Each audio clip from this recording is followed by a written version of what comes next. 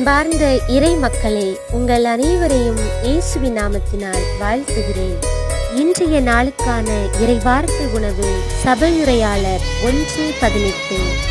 ஞானம் பெருக கவலை பெருகும், அறிவு பெருக துயரம் பெருகும். ஆமென். கிறிஸ்துவில் பிரியமானவர்களே, இன்றைக்கான இறைவார்த்தை சற்று நாம் சிந்தித்து பார்த்தோம் என்றால், ஏன் ஞானம் பெருகும் பொழுது கவலையும் அறிவு பெருகும் போது துயரமும் பெருகின்றது என்று நாம் சிந்திக்கையிலே சபையுரையாளர் கூறுகின்றார், எல்லாமே வீண், முற்றிலும் வீண் என்று கூறுகின்றார்.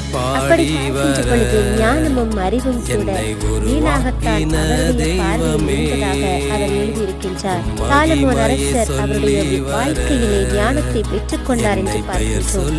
ஆக அன்பானவர்களே, உலக ஞானத்தை அடைவதை விட்டுவிட்டு ஆண்டவரை பற்றிய ஞானத்தை அடைய சிறுவிவிலியத்தை